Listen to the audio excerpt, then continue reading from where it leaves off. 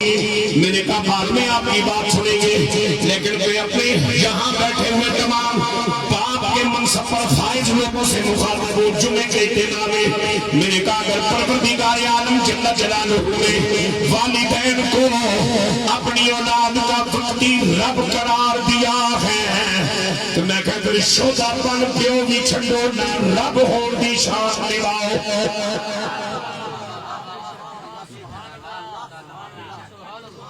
اگر منصب بڑا ہے تو پھر اس کے تقاضے بھی بڑے ہوں گے۔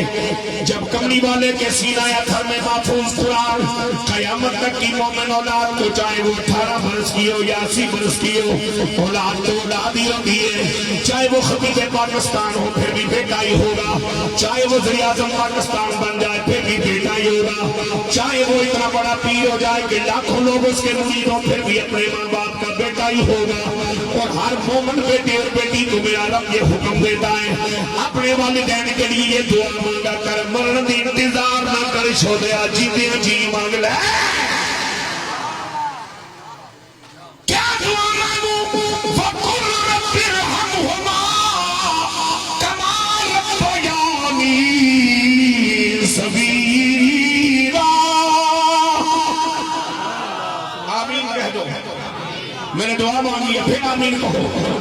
یا اللہ پاک نبی کے صدقے ہماری اس دعا کو ہمارے والدین کے حق میں قبول فرما۔ اب ان دعائیہ الفاظ کا معنی کیا ہے؟ رب او مستقل بالذات بالصفات عدل تو اب تک بغیر اسباب دی محتاجی دے پالنا لیا کلیا مستقل بالذات مع الصفات ازل سے ابد تک بغیر اسباب کی محتاجی کے۔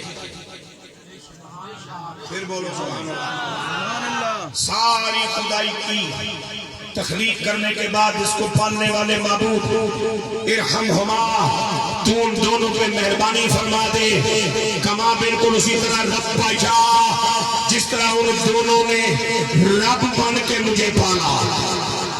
رب جا وہ دونوں نے میری تربیت کی، مجھے پالا، مجھے پروان چڑھایا، مجھ پہ خرچہ کیا، میرے لیے جگرتیں کاٹے، میرے لیے قرضے اٹھائے، میرے لیے فاقے کاٹے، میرے لیے بھوک برداشت کی، میرے لیے گالیاں سنی، میرے لیے میرا عزت دار باپ لوگوں سے قرضے لے کے وقت پہ ادا نہ کر پایا اور منہ چھپا چھپا کے جیتا رہا۔ اے میرے کریم اللہ جب مالک کی کائنات نے باپ بننے کے بعد مجھے یہ شان عطا فرمائی کہ میں اپنی اولاد کو خوش ہو کے دیکھوں، اولاد کے کسی اچھے کام پر میرے چہرے پہ مسکراہٹ آ جائے۔ سچے نبی پاک علیہ السلام نے فرمایا ادھر تمہارا والد تمہاری کسی اچھائی پہ مسکراتا ہے، تمہاری مسکراہٹ تمہارے لیے جنت کا دروازہ کھلوا دیتی ہے۔ سبحان اللہ۔ جب رتبہ اتنا اونچا ملے ہے تو پھر روگا نہ حساب کا نہ مانا آج کتنے کمائے کتنے آئے باقی کچھ ہے چھوڑے نہیں گنی تو دے رب بنے ہیں تھوڑا برداشت کر۔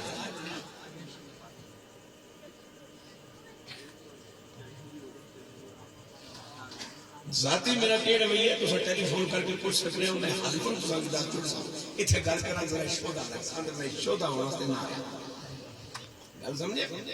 ہاں مجھے اتنا پتا ہے کہ میں جس باس کا بیٹا ہوں اس نے اپنی موت تک مجھ سے پوچھا پتر کماتا کتنے ہو بچاتے کتنے ہو۔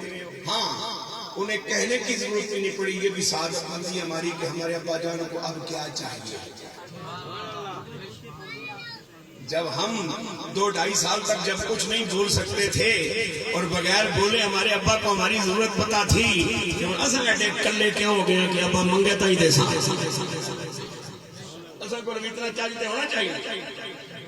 توجہ میری جان توجہ۔ میرے حضور نے فرمایا یہ پسلی سے نکلی ہے اور پسلی ٹیڑھی ہوتی ہے، سیدھا کرو گے ٹوٹ جائے گی۔ نظام چلاؤ مردانگی طلاقیں دینے میں نہیں، مردانگی گھر کو آباد رکھنے میں ہے۔ لیکن میں جو بات عرض کرنا چاہ رہا ہوں وہ کیا ہے، میرے مالک جل جلالہ نے بشر کی ابتدا فرمائی جناب آدم علیہ السلام سے، نسل بشریت کو چلانے کے لیے ان کی بیوی ہماری اماں جناب حوا کو ان کی پسلی سے نکالا، پھر وہاں سے بیٹے بیٹیاں پیدا ہونے شروع ہوئے اور اتنے بیٹے بیٹیاں اللہ نے جناب آدم علیہ السلام کو دیے جس پر قرآن نے کثیر کا لفظ استعمال فرمایا۔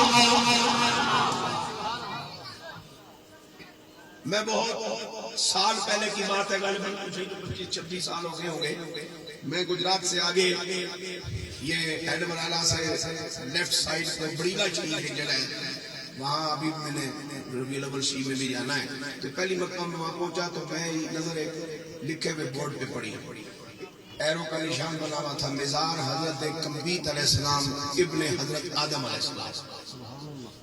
جی میں ایک بار چکرا گیا ہوئی اے گراں جتھا میں اوکھا پہنچیا کھڑیاں نال بھریا تے گھٹنا نہ پانی سارا گلیاں وچ بڑھیا تے کتھے جناب آدم تے کتھے انہاں دا پتر کمبیت جڑا خود صاحب نبوت ہے تے اے گراں میں ایک بار چکرایا، فوراً اللہ کے قرآن نے میری رہنمائی فرمائی، یا ایھا الناس اتقوا ربکم الذی خلقکم من نفس واحدۃ وخلق منها زوجها وبث منهما رجالا كثيرا ونساء۔ مچل کے بولو سبحان اللہ۔ اے انسانوں، ڈرو اس وحدہ لا شریک رب العزت سے جس نے تمہیں ایک جان سے پیدا فرمایا، پھر اس کی بیوی کو اسی کے پہلو سے نکالا، وَبَثَّ مِنْهُمَا پھیلا دی اللہ نے ان دونوں کے ذریعے سے رجالا کثیرا